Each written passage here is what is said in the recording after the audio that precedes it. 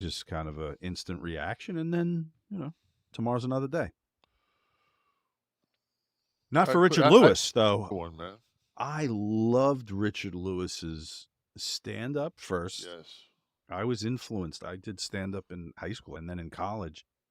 And he was one of the guys. Well, is there a harder gig on earth than Nothing in the world? nothing? Nothing in the world. Obviously, you are 100% being judged. You're not hiding behind a song. You're not hiding behind a character. Although, honestly, in my head, you did have to construct a character a little bit to protect I always yourself. thought, though, that Steve Martin, though he was brilliant, he had, it was like the over-gimmicked comic. He had the banjo, Yeah. the arrow through the head, the half beard. He was coming at you with a lot of shit in case he didn't come up with anything new since last time he was in Sheboygan. And that's a little bit of protection when you can come out with the arrow through your head. Lewis was great as that. He also did, I forgot about this until I read the obituary today. He had a pretty, I want to say successful, but maybe just a couple of years with Jamie Lee Curtis, a sitcom. And then he landed the gig of a lifetime, being able to improv across from Larry David. Fuck, man. It's as good as it gets. I've never seen any making of stuff. I want to know how much is decided before. Just a general idea. Yep. Larry, what's the finish? Okay, let's go to scene one. Just to be in a writing room with Larry David. Could you imagine some of the shit that just pops out of his head? Oh, yeah.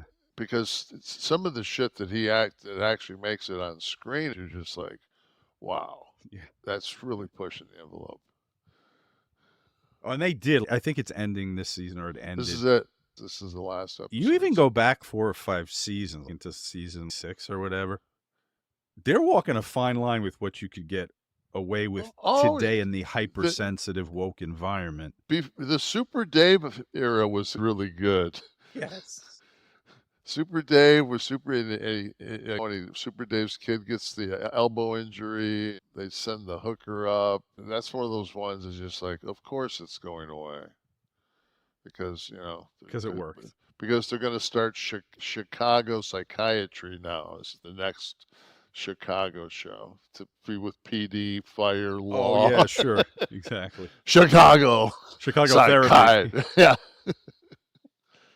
Yeah, therapy. That way you can have like drug and alcohol therapy and all kinds. Absolutely. Yeah, perfect. Do you catch the Jerry Seinfeld comedians in cars getting coffee? I've watched it a couple of times. It's like Between the Ferns. Every once in a while, there's one that I really like, and most of the time, it just feels like it's pushed. Well, they kind of have to force themselves to be comics talking about comedy, right? It's the opposite of those shows where there's hidden cameras and nobody's supposed to know about it. Yet nobody would act that much of an asshole if they didn't know that there were cameras all throughout the room. Like, if my entire house was bugged with cameras, there would not be a second that I didn't go, oh, fuck, I forgot. Yeah. In the Larry David episode, the two of them are standing. He goes to pick them up, and he shows them the car that they're going to be riding in. They're still standing by the car after like 5 minutes. And Jerry goes, how did we ever get anything done? Back in the Seinfeld. No. So that's a sad one. What a crew that is. Seinfeld and Larry David. Yeah. That's great. They probably made the most, right? Money? Yeah. Oh, it's not even countable, I bet. Because this is, remember, we're going back in time. This is where the residuals for, well, DVD, of course, was great. But then when you went into syndication, and I feel like that show was on 10 times a day on every network possible. Yeah, I've heard some of the numbers. Didn't they end up I thought they did a buyout when it went syndicated. Well, I got to figure here. Currently, from Seinfeld alone, Larry David is bringing in 40 to 50 million a year. He's still getting some kind of a check from him. Larry David negotiated to own 15% of Seinfeld's back-end equity points which has earned him at least $800 million from the show by 2019. Okay. I knew there was some craftsmanship done that I absolutely appreciated. Yeah, I was going to say that ain't bad. Having 15% of Seinfeld's back end. I'll take 15%. I'll take 15% of Seinfeld's back end. Pay up, Jerry. Amazing. But, yeah, so that was a sad one. So I was bummed out to see the Richard Lewis thing today. Ken, what the hell's going on this week? Ole, Ole gave me my first contract. How did that go? How did he come to? They were looking at the time, I guess. Yeah, they were looking to replace the Road Warriors who went up to New York, and they were just so Ole said, he was looking for. That's where that Master Blaster gimmick came from. He actually came down to Jody Hamilton's Quonset hut. We put on a little match with Horner and Brad Armstrong. But he gave me my break. You always hear, man, you guys have to tread carefully, but I always heard such horror stories about dealing with him. Was he okay with you? You know what, man? He was a miserable prick. Right. But he was lovable. He was right up my alley. I'm a prick, so I got him. I always got him. Son of Ole. I always got Ole. I never had a problem with him. Was it just because he was old school in his sensibilities? I just think he was have people skills. On top of that, he was a man. He wouldn't know. Ole was a real deal. And I put it on Instagram. Somebody had put a picture of Ole passing. I put on it. Nobody's did more for my career. I said because not only did he sign me, but I walked in and asked for my release to be Shawn Michaels' bodyguard, and he never looked up and he signed it. So I owe him for both sides. He got me in the business and just signed my release. You don't want to be here. And he didn't say anything. But basically, if you don't want to be here, get out. How'd you put it to him? What did you say? I just told him, I said, listen, first off, I drove with Barry Windham to TV. Barry was office. I didn't say a word. And Adult was only maybe 90, 100 miles from Atlanta. I was in Marietta, I think, at the time. And so was Barry. We both lived at the same place in La Park. And I just looked out the window. And finally he said, "You all right, man?" I said, "Fucking wife's going to leave me if I stay in the business." He's like, "Really?" He goes, "Yeah." I said, "We're just not making enough money." So I said, "Well, you need to go ask for your release." So it was set up knowing I was coming in. I wasn't going to give up my wife over the business. I just walked in, I said, "This is my release." And he just was doing something in front of him, and he just looked at it, signed it, didn't look up and say, "Good luck." Was that the last time you spoke to him? Yeah. Wow. Yeah. Then I heard Gary Sinise's son, who was like 33, passed away. My boy was 26, 33 is that's so young. Those are the ones that I don't know. They're all horrible. As you get older, it used to be you would watch an award show and then go to the people that had passed that year. And you'd be like, watching, you'd be like, "I don't know who that is. I don't know who that is." Well, yeah. It'd be like 3 of them. Now at 64 years old, you're like, "Oh, it's like who's who of people that you've been entertained by in your life." It's like, wow. And then there's always that one person that's passed, and you already thought they had passed. Oh, yeah.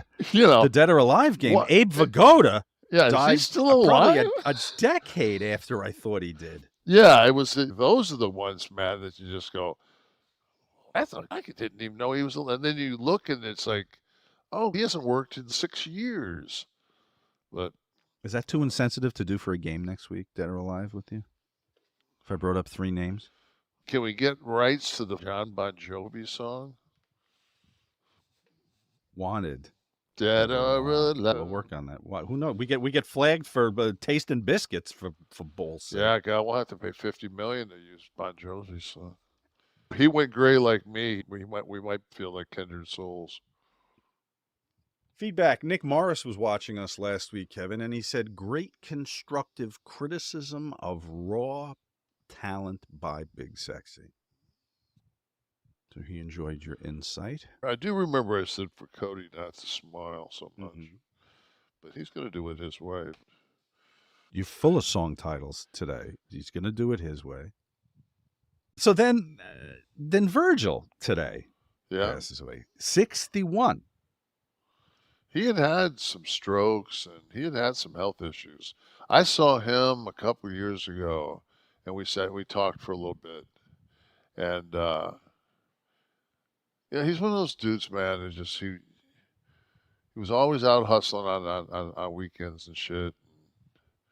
But he was just a genuinely nice fucking guy. Like, I've never heard Virgil say a bad word about anybody. Like, and he's one of the guys that when I was I was starting to do single matches on the road outside of working as Sean's bodyguard. And sometimes it'd be 1, 2, 3, sometimes it'd be Virgil. So me and Virgil put together some good little matches, and that was how I started to actually get my push. Was Chief Jay Strongbow liked our was starting to really enjoy our matches, and he was like throwing shit in to add, and we were doing it, and he said, I'm going to talk to the Emperor and see if I can't get you guys on Raw. So he talked to Vince, and Vince said, yeah, he gave us 6 minutes on Raw. I think it was the first time I ever wrestled on Raw, and had a decent match with him. But he was tough in the ring, right? I mean, he wasn't a very smooth worker. He was, but it's just we were perfect for each other at that time because we both knew our limitations.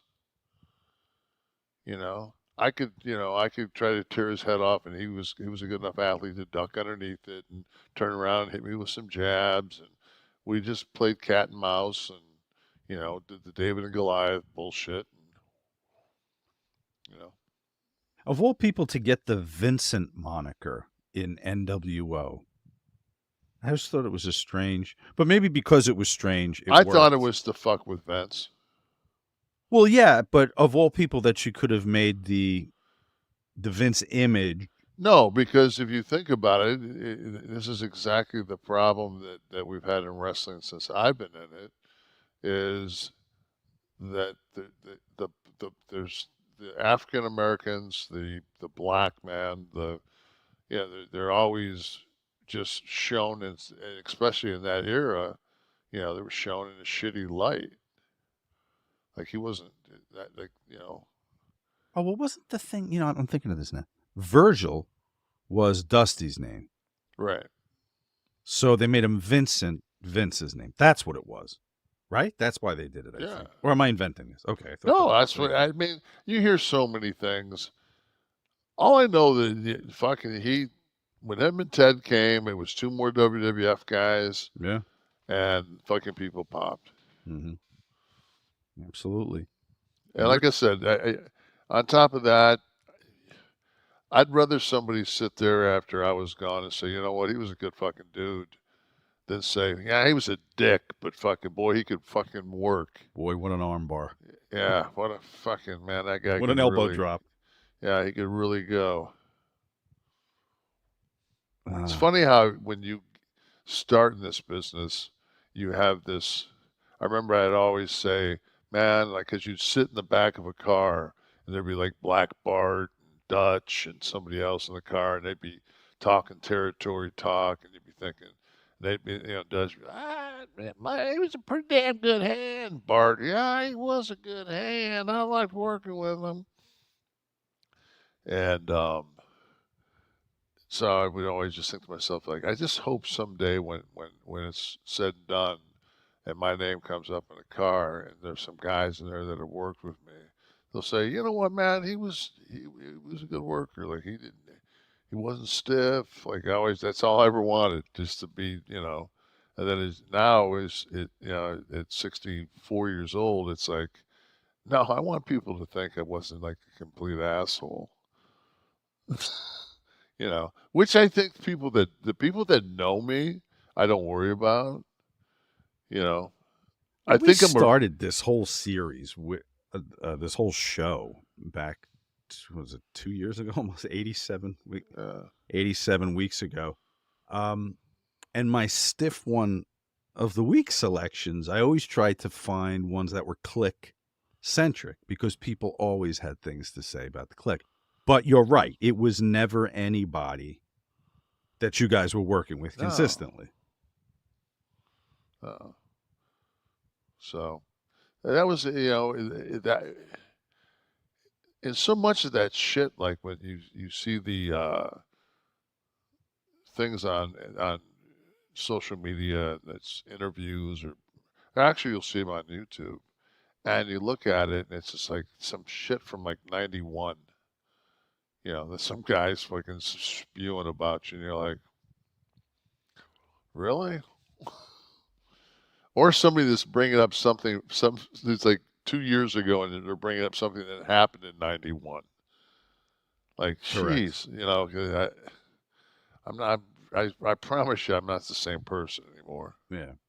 Well, that must happen too with you because you go out and you do the conventions and all that stuff. So you run into people maybe that even had a bad opinion or maybe said some shit on a shoot interview. And then if you sit down with them at the restaurant or whatever, it's like a totally different, like they're getting to sit with the person, not the. Right. And that's the whole thing. I've always said that, just like, I have a very short temper, and I go off, but at the same time, it's just like, okay, you know, that's part of my fight. That's a character flaw, but You know how you knew Ole? You said I knew Ole. I knew what to expect from Ole. Same could be said of you, right? Like people that are close to you, you go, that's Kev. That's doesn't mean everything all the time. Headingite. Go ahead, Headingite. Do you have any good stories? How was he as a person when he died? It wasn't clear if he had any family. Who would get his royalties? He had just gotten married. I met his wife. It was his girlfriend for a while. Then I think he just got married right before he got sick. So I guess it would be her. I don't know family. I don't think there's anybody that could ever say anything bad about the man, because he was a gem. He was a sweetheart of a human. He was always kind, thoughtful, appreciative to see you, and I always appreciated seeing him. He was just one of a kind human being. Yeah, he was. In a shit fucking business, he was genuine. Baby Jesus. He always used to say to me, Sean, I love the things you do. Now I'm speaking from a company perspective, just personally that I enjoy watching the program. I'm like, Howard, I know you're not giving me the stamp of approval from Connecticut. I get it, dude. Right. You like to laugh at the videos. He was such a company guy. He was such a company man. Back in the day, though, man, back in the day, you know, you'd get lost, especially, I mean, fucking up there in the Northeast. And that motherfucker, man, he was like having ways. Oh, they take the fucking this bridge to this bridge to this. You know, it'd be like, whoa, because I'm one of those people that actually, like, when I'm getting directions from somebody and I don't know where the fuck I'm going, I write them down. Right. Imagine that. Instead of fucking going and getting directions and coming back and getting in the backseat of the car and going, I don't know. Something up there and then left. Oh, Jesus, fuck. Let's just, why don't we all go in and see if we can get this done. So, Kevin, you obviously exited on the Belt Parkway. You need to get back on the LIE. Do you remember when the Garden State was like 40 cents every 3 miles? The tolls? Yeah. The Parkway. Yeah. The Parkway was horrendous. Oh, fuck. And that was like the only way to Poughkeepsie from Newark. What a fucking man. I think about that shit and I'm like, it feels like it was so long ago we should have took the Hindenburg. It would have been easier. It's like, what the fuck? Like, what fucking planet were we on? You had the rent-a-car gimmick, right? The Avis map used to, yeah. And then of course, you'd get it in Newark, and the fucking, Vince would fucking have you go to fucking, Bakersfield, California. The map would run out when you got outside of fucking Philadelphia. You're like, oh, right. Fuck, now we're on our own. So that's why everybody had a map, and I had the OAG. I had the official airline guide, and that was every fucking flight. So if you went, if you were looking from Philadelphia to Boston, you'd go Philly, then you'd look up Boston, and they would have every fucking airlines, every flight, times, the numbers, and that was all paper tickets. So you'd have to fucking sit there with all four guys, paper tickets in front of you, and all right, Scott Hall, give the numbers, and it was like, I was the travel agent. Did you guys lose tickets all the time? Like when it was now, if you ever lost it, you just go on your phone and it's right there. But no, because that was Lou Albano #1, man. Protected. You go to fucking TV, you get your money, get your tickets, get your fucking draw, get your tickets, and they'd fucking, man, you'd get a fucking. Yeah. I mean, you'd have a fucking shitload of tickets. Were they specific flights, or they? Oh yeah. So you're week. You're on the first flight. If you're on a flight, you're on the first flight. And good luck with some Z fare. The amount of times you got a Y fare that you could fuck with. Always coach. Hmm. Yoko couldn't have flown coach. Fuck. 2 seats. Yeah. God damn. It's brutal, man. God damn. You earned your keep, my brother. Yeah, I didn't have a vodka wrap bus, that's for sure. This is Click This, the Kevin Nash podcast. He's Kevin, I'm Sean. Who knows what we'll cover today? And that's why you come here, don't you, people? You don't want predictability. Hey, we give you a show title, but... So where we were, though, I guess we got to go back because like it's the most probably newsworthy death of the week is OJ's. Yeah. And I'd said off air how crazy it was, even in retrospect now. But in '95, I was on a plane, and I was flying, and definitely in the business, going from town to town. And the pilot came on and said, "Ladies and gentlemen, we've got a verdict in the OJ Simpson trial." And then he, gave us the fucking 20 seconds. I'm going, this can't be good. He waited 20 seconds. He said, "Not guilty." And I remember if I can sit in my seat going, yes. Because to Kevin Nash, at that point in my life, OJ Simpson was a Buffalo Bill that ran for 2,002 yards in the fucking snow. And he was, Naked Gun. So you weren't connected to... I wasn't connected to the crime. I was connected to the football hero. And then as time goes on, and you realize he was a 1968 Heisman Trophy winner. He did nothing for civil rights. He did nothing for the black man. He did nothing. I mean, he basically just, he knew that his money was to be neutral. But you're sitting there and you're thinking about the guy that ran in the snow. I'm thinking about the Buffalo. Guy that ran in the snow. Now, if I told you Gacy ran out of his house in Chicago in the snow to get a hot dog or something. No, because my first, knowledge of Gacy was that he, was a fucking clown that killed kids. So I remember that, he painted like a bunch of, he used to paint clowns. Yes, his paintings, he His used to send them from prison to people. his paintings are out there. And I always thought, like, because I always thought one of the coolest things you could have would be to buy OJ's Heisman Trophy.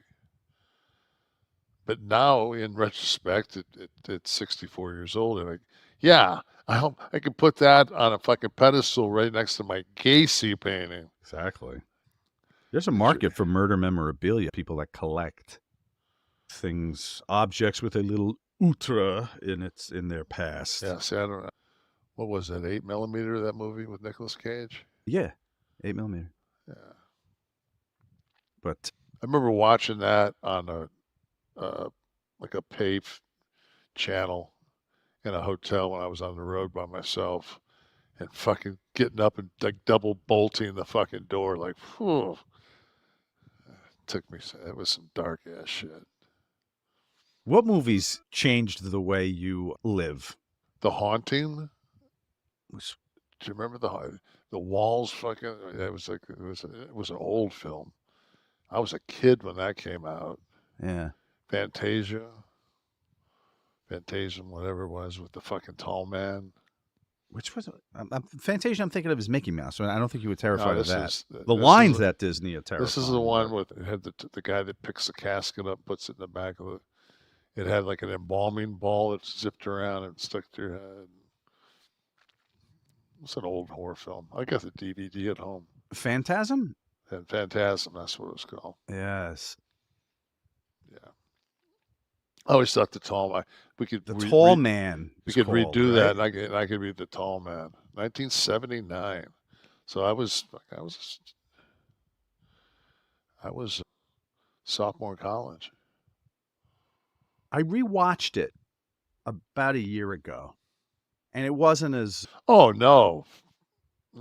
I remember the vibe you're talking about. I remember when the first Exorcist came out, and like my brother and I had we had a stereo in our room with the speakers and a turntable, but it also had a radio, and it had 8-track. And I think it had 8-track and a cassette. Yeah. And one of those gimmick. Yeah, and sometimes we put on an album, like put on like a Pink Floyd or something like that, and then just take the arm off and just let that motherfucker play all night long. Yeah, just over, and then you wake up. And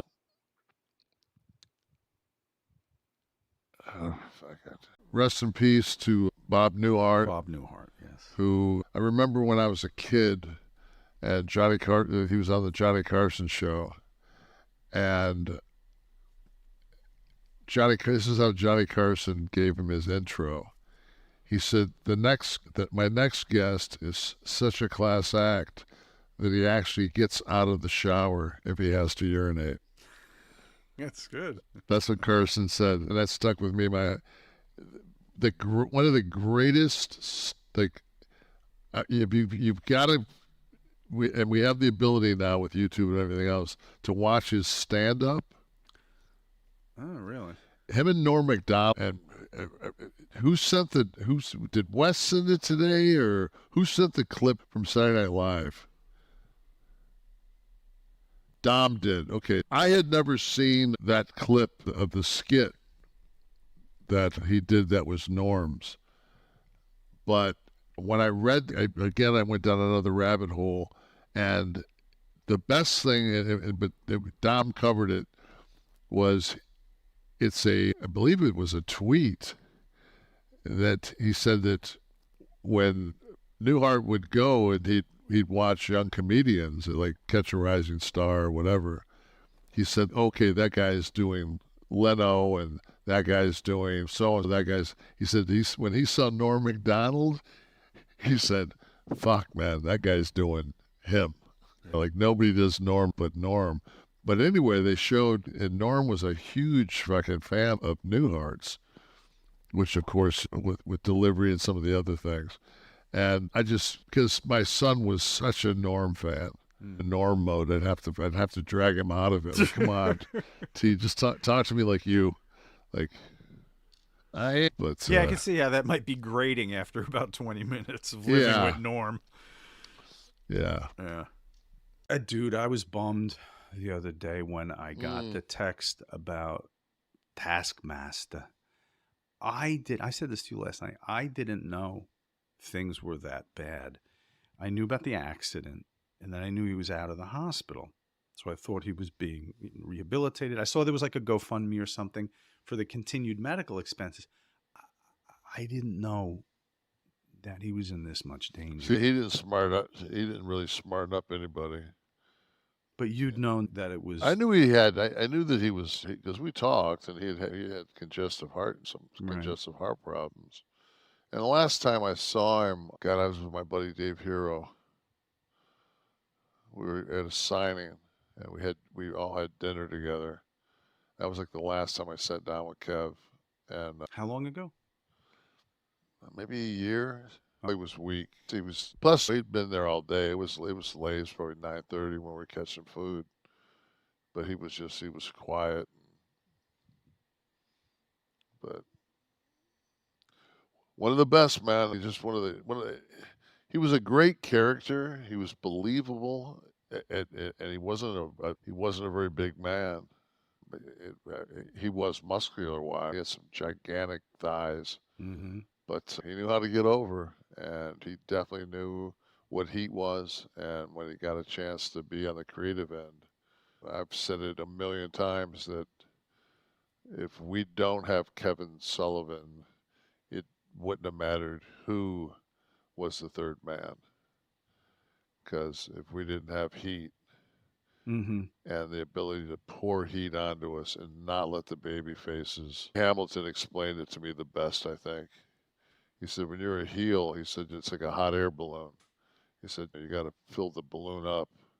And then once the balloon's full, then you've got to have it elevate. And the higher that thing goes, the more money you draw. Because sooner or later, it's gonna get knocked down.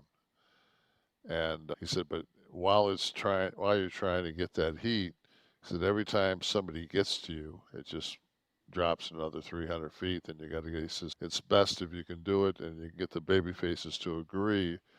And that's one thing I will say for Sting and Lex and Randy, for the crew of guys that was working as baby faces, Piper, Rick, Mongo, congratulations, Hall of Fame. Yeah, I Arn, saw that. all those guys that were working as baby faces, that they let us. We got a shitload of heat on them week after week. And if it wasn't for them being giving, then it wouldn't happen. Kevin was the type of creative that was most like when I say TV writer, I don't mean wrestling TV writer. Someone writing episodic scripted television for actors, where it was all about, or writer, it's all about character. And it's like the consistency of character, what would be expected, there wasn't a lot of gimmickry in what he was doing. I remember talking to him. He did an episode, he did a bunch of stuff for me when I was with Kayfabe. And one of the things he talked about when I was somewhat critical of the Dungeon of Doom. And now this is before Hogan puts on the black and white, right? So Hogan first comes over. And you got guys in the company like Rick Steiner, or Scott Steiner, and Kevin said, I had to get people Hogan could beat. So it's the specific personalities on the chessboard. Yeah, he took the psychology of what was, because Hulk was still in the red and yellow, so he was using that same format, and he just put a Dungeon of Doom together. A lot of those guys, like Typhoon, they were what Hogan was going through. Yeah, he went through 86. Exactly. It was now it was Shark, and it was this. So you're having worked closely with Kevin, and you've always, even before this week, you've always talked to me about how much you liked him and how much you respected him for the work that he did with you guys there. When the external pressures were starting, let's say, in WCW, Kevin was one of those guys I think that got scapegoated and patsied a little bit when those changes were happening. Did you sense a frustration in Kevin, hating what was happening at the corporate level with WCW? Did he express to you that? No, because with him, he was never relieved of duty, really. He was there till the end. Yeah. He was all like, anybody that spent the time to talk to him, like he was my right hand. Like when I was creative, I really leaned on Kevin more than anybody, but also Mike Graham. Mike Graham was smart as fuck. So that was, and then at that same time, Dusty was in there with us. And Dusty was pushing to try to get the creative control. So we were antagonists, but at the same time, all four of us was it was a situation where it didn't matter where a good idea came from as long as it was a good idea. Like you could be in the business for a week and have a good idea. A good idea is a good idea. You didn't have to be top of the card or anything else. Kevin as a worker, one of those guys like a Buzz Sawyer too, maybe, where it looked like he was murdering somebody legitimately. We went down. Kevin moved down to. Kevin lived here. He lived in Daytona Beach at the Peninsula for years and years. Yeah, so he was in the Keys too. He moved from here to Islamorada. Oh, okay. And he had a gym down there called Froggy's. Which is still there. And so we went down one year on the way to Key West, and we spent probably 3 days in Islamorada so I could hang out with Kev. And it was our best friends, Vince and Tammy at that time, and then Max, their son, and then it was Tristan, Tamara, and myself. And we went to Kevin's house, and Kevin lived on the Gulf side of Islamorada. And we all still to this day, Vince has passed on, and then he was the first, and then Tristan passed. So it decimated the six of us. It was just like, but we all talk about that day specifically because it was the hottest day on earth. And we were sitting out and we were drinking beers at Kevin. But Kevin was so patient with T and Max. He took him down and showed him where to snorkel. And he would, I heard from people who've been down there when you're out back with him, he would say, "You guys want some lobster?" And he'd put a fucking mask on, jump in, and come up with a lobster. It was that plentiful. Yeah, he was such a great host. And we went out that night, and he had a buddy named John that went out with us. John was hanging out that night, and Vince and I were each other's worst company when it came. Especially like in the Keys, man, we'd drink. And we drank so much that night. I should say it was like maybe 7 o'clock a.m. when we call it a day, whatever the fuck. It was probably from noon to 7 a.m. the next day. And John said to Frank, he said, I had a headache for fucking 6 weeks. John was so hungover. It was just like, T really liked Kevin. And then when we got back, T and I we talked about Kevin when we were down in the Keys, down in the Key West. And I told him, I said, you got to look up some of Kevin's work. And he found some stuff from Japan where Kevin's got the spike and he's just gouging people and they're bleeding all over the place. And my son just thought, oh my God, like this guy's the fucking piece of shit, man. Oh yeah.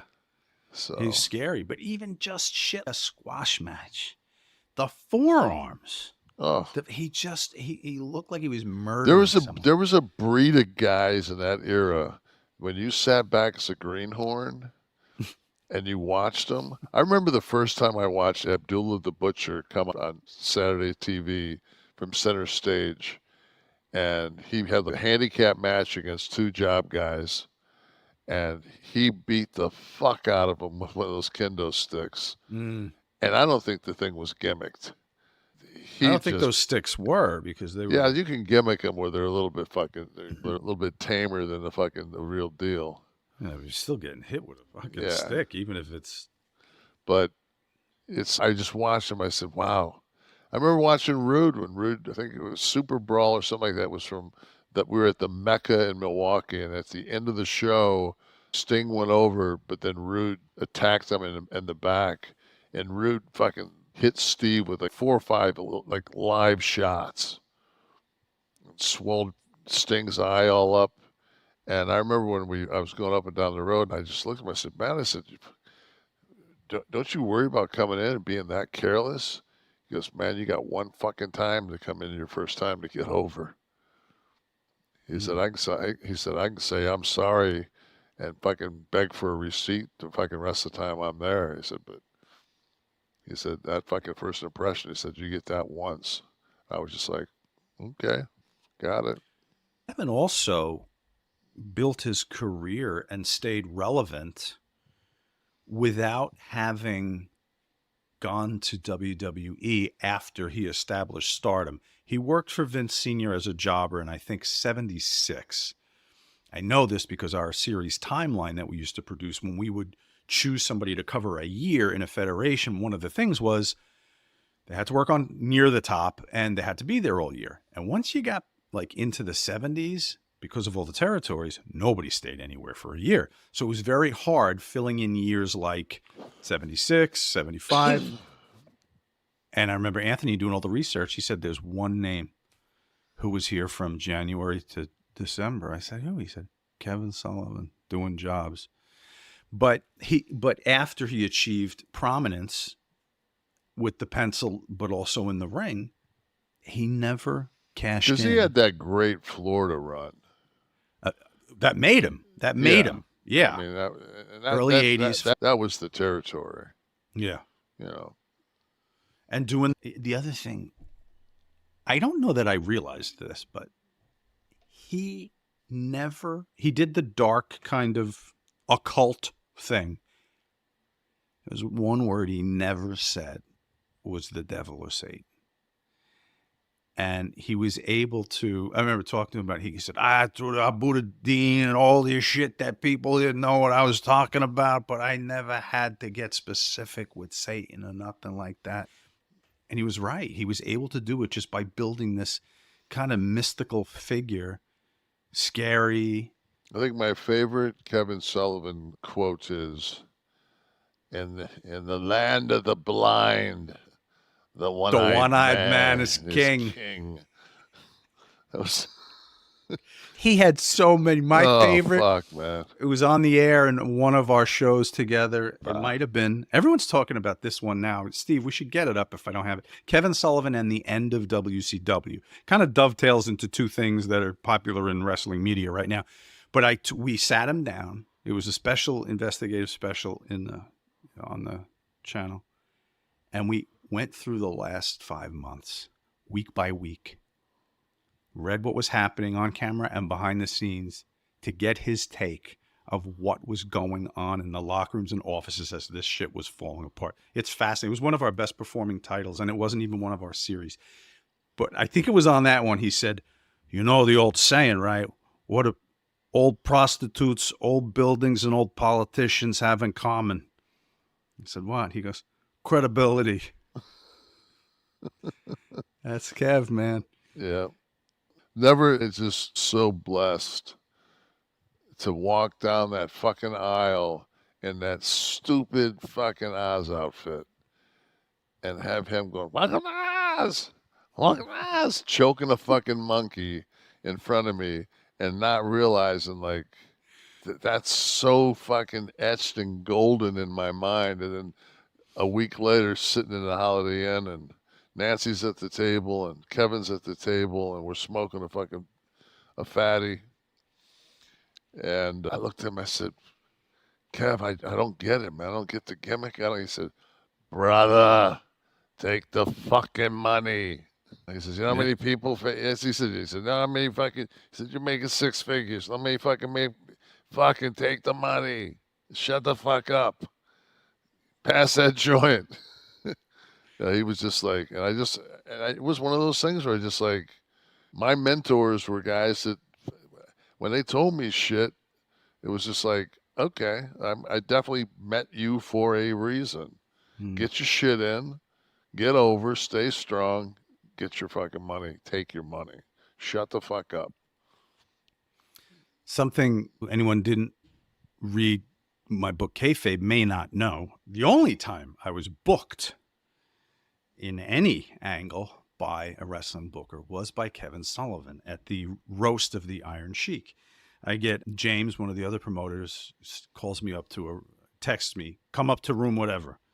Like, what's going on? I had a million things to do. Big production, the roast, comedians, wrestlers. And it was the first time we were trying anything like this. And he said, we want to have Sheik hit Brian. I said, we can't do that, Brian Blair, because they had that stupid thing that Sheik would cut promos on all these shoot interviews. I think he just wanted to humble him.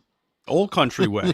I said, no, he said, Brian's in the room. Just come up here. So I walk in. The way I describe in the book, I walked into 1987. It was a hotel room filled with smoke. I almost couldn't see. The little clock radio is playing like the Allman Brothers or something. And everyone's sitting around. Sheiky's sitting there with a St. Pauli girl. Brian's next to him like his best friend. And Sullivan's at some of the other workers and crew. And Sullivan's there. And I'm like, okay, well, I was like, all right, here's how we're going to do this. Because I walk in and they're all talking. Sullivan stands up. He goes, all right, we're going to do it this way. And he lays the whole thing out. He turns to me. He goes, now, you've been on Law and Order, so you can do this. So you got to be a part of this now. Puts us all in, books the slap. So I was actually part of a Kevin Sullivan booked angle. You're blessed. I'm blessed. I'm blessed to have worked. But more than all this, Kevin, more than all the wrestling stuff we're talking about, there's a handful of guys, maybe you were one of them, who I looked forward to seeing, not getting a show, sitting down and having a meal, talking about the Red Sox, or I didn't follow baseball. I was always giving him shit about the Patriots, but talking sports and the market. He was big into real estate. I always talked about real estate with him. I just looked forward. We used to call him Grandpa. I always looked forward to seeing Grandpa when he came. And those are the things that I remember when I think about Kevin Sullivan. He's a great worker. But yeah. He was a great guy. It's hard when you losing people fucking sucks, but I've been so blessed by the people that I've crossed paths with. The three guys that I just mentioned that I counted on when I was semi in charge of creative, but Dusty's gone, Kevin's gone, and Mike's gone. Yeah. We had Kevin on. Fortunately, he was one of the people when we first started bringing guests on for our premium Click This TV subscribers. We both said Kevin immediately when we were going through lists of people. And we have a couple of moments here that we can show from that of Kevin and his brilliance. I don't know what the content is. Just bring up the first clip. We'll see what. Well, one of the things, biggest compliment I ever got, Jim Barnett sat in the dressing room and watched me give finishes. And I would bring the two guys in, and I would immediately separate myself from them by saying, Steve, you got to do a job for Kevin tonight. I wouldn't say that. I would say, Steve, you got to do Kevin a favor tonight. I'm sure he'll appreciate it. Well, what's he going to say? If I say you're going to do a job for Kevin, he may have a rebuttal, but he's not going to say, no, I'm not putting Kevin over because I'm doing him a favor. And in turn, that favor should come back sometime. And if it doesn't, it wasn't in the cards. And Barnett said, I had never seen anybody put people so much at unease where they had to make the decision. Right. He was great. I never understood. He was great.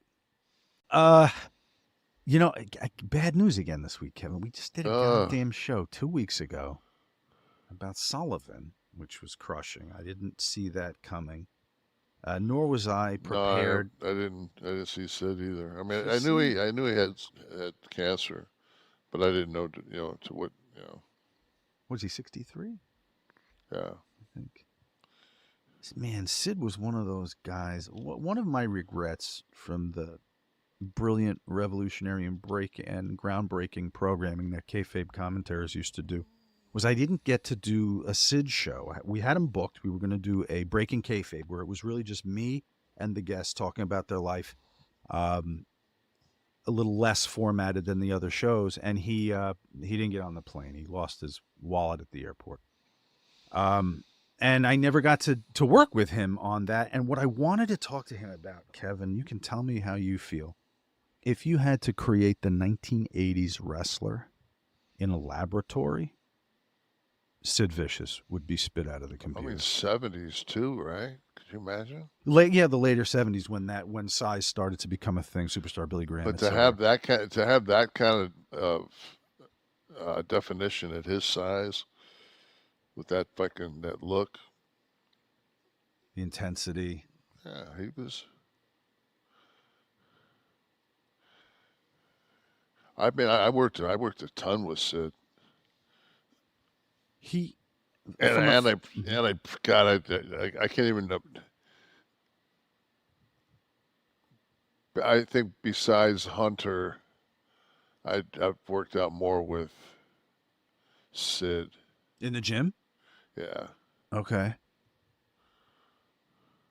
Because if you were anywhere, there'd always be like the gym that everybody went to. Mm-hmm. You know, especially if you ran like Halifax or someplace like that up in Nova Scotia, and all the boys would go to the gym. And I would always, if we were doing the same thing, I'd train with Sid. Sid would always say, because I would tell him, dude, you overtrain, you train too much. He said, no such thing as overtraining, just undereating. And man, he would just pound. He would eat. Ugh. What do you mean? What? He would eat. His caloric intake was. Yeah, and he didn't eat garbage. Right. How tall was he? Was he about your height? 6'8", probably. Right. His only weakness was the stick a little. I mean, he had that intensity and could be scary, but sometimes a wordsmith he was not. So, but he's not the kind of guy you put a mouthpiece with. Like you wouldn't want a manager to talk for him. But maybe in today's like more scripted era, he would have done better than the free form promo. Yeah, I don't know. I think it is what it is. But his look was amazing. Yeah, you don't get everything in life. No, I'm learning that. You don't get everything. But now, Sid, I want to talk about that era now you were with Sid for the first time. When would have been my first road trip ever in wrestling. Oh, he was in the car with Sheik, right? That was the famous story. Sid. It was the giant jabroni Sid.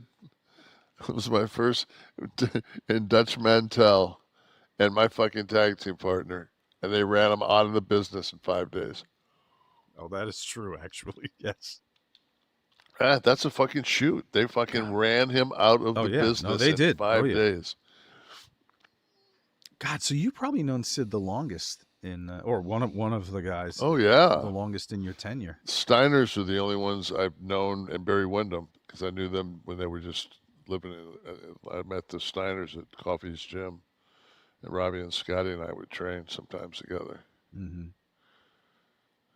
And then I think I met Robbie first, because then Scotty came.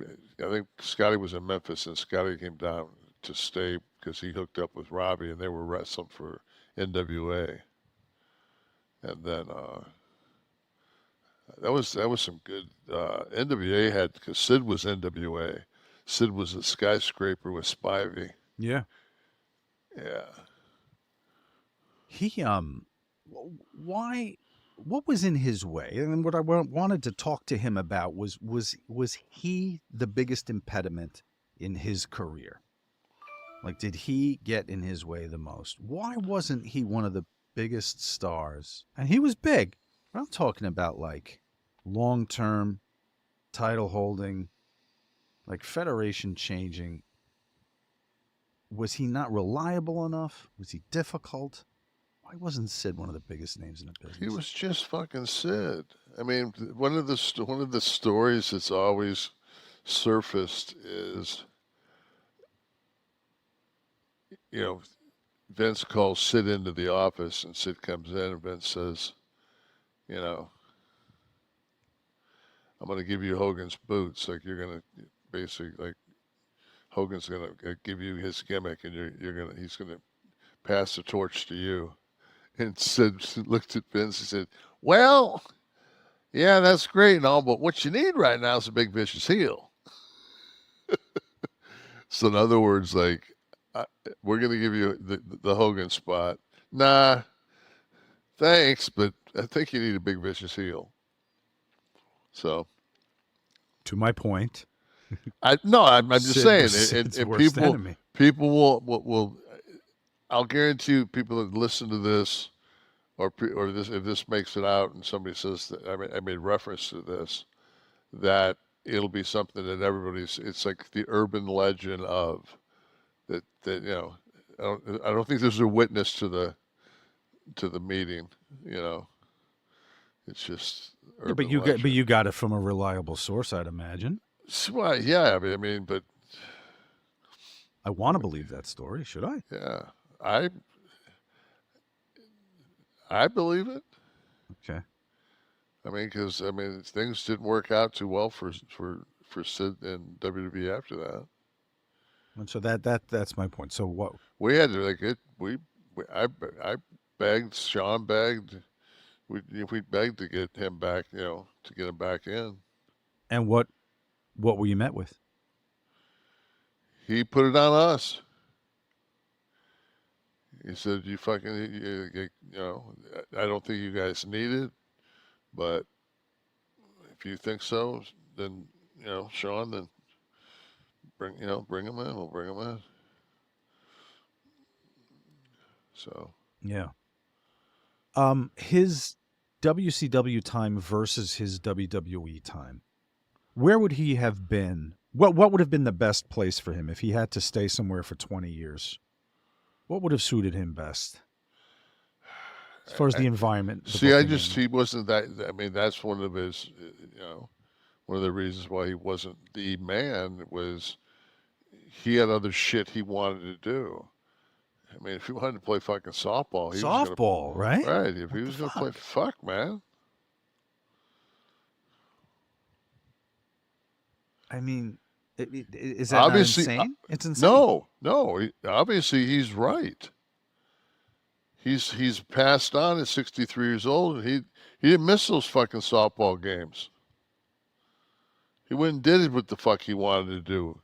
Because when he was 40 years old, fucking they wanted to push him, and he said, "I'm in the middle of a tournament right now," and they all fucking said, "Oh, Sid don't know what the fuck he's doing." Well, when Sid got brain cancer, I guarantee you, fucking Sid said, "I am so fucking glad that I didn't have these motherfuckers." Glad I took that extra took my time, took my fucking time. Did it his way. He did it his way. Yeah, I guess not many motherfuckers can say that. I know, but I think the reason it's become a punchline, Kevin, with the softball, is that he wasn't like shoot. I know, but like it wasn't like he was like, guys, I want to try MMA.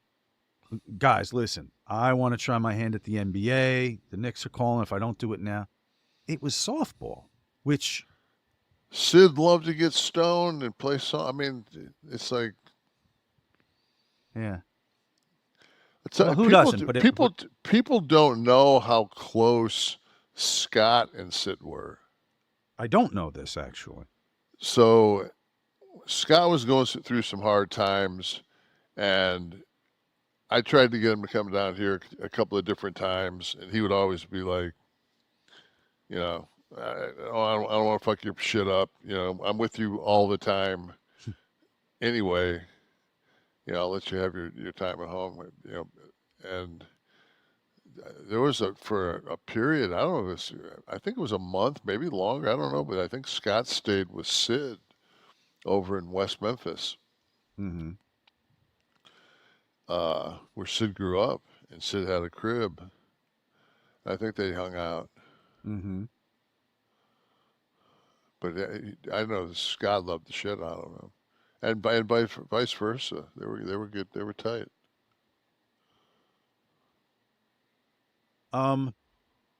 Cancer. Lyle Alzado, I guess, is the first person I ever heard discuss a link between steroids and cancer. I don't think there's any proven evidence that his lymphoma, his brain lymphoma that Alzado had could be. No. So you don't give any credence to that. It was actually debunked. It had nothing to do with it. No. Okay. If it was your liver, absolutely, because all that anabolic waste and shit, it's gonna tear your liver out. Right.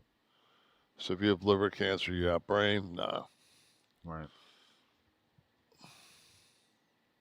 Yeah. So a shitty. You know, I've heard this. I'm not sure that it's medically proven, but if you drive around in a pickup truck with a flag in the back of the fucking bed, that fucking noise of that flapping can fucking give you brain cancer. Might make you vote a little weird too. The repetitious. You might not know how to answer when asked what caused the Civil War, and you might vote strangely. Yeah, I wanted to get a piece of the parquet. When they closed the old garden, they started selling like little 1-inch squares of the Boston Garden parquet floor. And I never did it. And I should have, because unlike the Trump suit, they're finite. But which it goes back into the fact of, do you know who the last two people in a WWF ring to wrestle in the Boston Garden were? Give me the year. 95, I think. Well, if it was 95, it would have been the last match of the night, which would have meant it was the main event. You were the champ in 95. So I would say you and Vader. Sid. No. Yep. Me and Sid were the last match in Boston Garden. And I just brought that up. Yeah, and you just brought it up when we were just talking about Sid. That's crazy. That's the world. That's how shit works. Fuck. Damn, so you closed the fucking garden for wrestling? Yeah. Was it as much of a shithole as everyone said? I've never attended a game there, but I remember the first time I was there, I want to think it was for Survivor Series, and it was like 170 in the dressing room. And Survivor Series would have been November. Yeah, that's horrible. Yeah, how you can have a building that hot and fucking coffee so lukewarm at the same time was like, what the? It was like Mystery Hill. Watch water go up. Yeah, it was like, what the fuck? Yeah, it was a shithole. But man, the crowds were always hot, no? Yeah, but it was like fucking Madison Square Garden. That fucking place sucked cock. From the amenities standpoint. Oh, from the backstage and shit, compared to anywhere else you went, there's no parking. They revamped it and made it, functional, but still. Yeah, the Garden was notorious. The Boston Garden was notorious for no kind of air control whatsoever. They're both unbelievable venues to have gone and seen a sporting event in. From a historic standpoint, yeah. Sure. But they said there were seats in the Boston Garden where you had like a pole in front of you, like up in the rafters, like Yeah. when I came home, when they were tearing down Tiger Stadium in Detroit, and I came home, I wanted my son to go to be at the Tiger game, and I was just like, I can't believe, and we lived in Phoenix. I want to think that maybe the Diamondbacks had been in existence like 2 years. Mm. So we're going to a baseball game that they're closing the top because it's too hot and running the air conditioning. And where we sit behind home plate is you've got like cocktail waitresses, and they can bring you food. I mean, it was like. And then I go back and there's fucking you get a hot dog. You're watching the fucking game. You're behind home plate. You've got to watch it on a monitor. Because anything that's a fucking too much of a fucking pop up, you lose it. You got to watch your monitor. They can hand the hot dog down 60 people to you. I was just like, yeah, tear this motherfucker down. Yeah, the new stadiums are a far cry from what